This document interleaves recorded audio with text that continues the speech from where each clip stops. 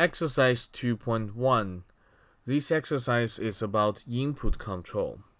When do you need the input control? For example, when you're designing a survey that contains a question like this: what is your marital status? The answer could be single, married, divorced, or cohabiting. But if you leave this cell empty, that people can just write down anything here, that if they write down here non-married, it's also a fair answer, but it will cause you problems when analyzing the data. Someone could also write down here complicated, but it's not one of the four choices that you have imagined.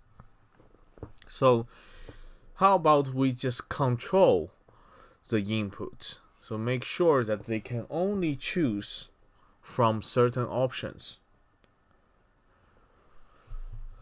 Let's see how to do that.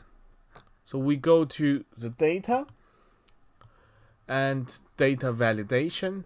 And if you have a small screen, probably you will only see this icon. Try to find this icon, and that's the data validation we're looking for. First, we put our mouse into the right cell and then click on the data validation. Now we can choose what kind of criteria we allow in this cell. So here we can have a drop-down list, so say list, and the source could be these four. Now we have them in the same sheet, but if you want to hide them in the other sheet, that's also feasible. So you can have all the input in one sheet and you have a neat survey in the other sheet. That's perfectly fine. So we have this list and click OK. Now we have the drop-down list. So the respondent can only choose from one of these four options. Okay. One small detail. We can also give this a name. So later on when we refer to the list, we don't have to select the A2 to A5, but we can just give the name of this group. So how to do that?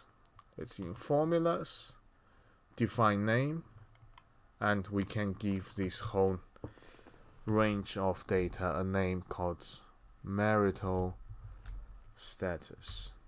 Since we cannot type in a gap, we use the underscore instead. Okay, and now when we choose the data validation, we can not only select the cells, but I can also replace the cells with the name marital status. Let's see if that will work. Click on OK. Yes, the same range. You can see that when we select all these four, this part, the name is called marital status now. So that's a small trick that you can use. Okay, that is exercise 2.1.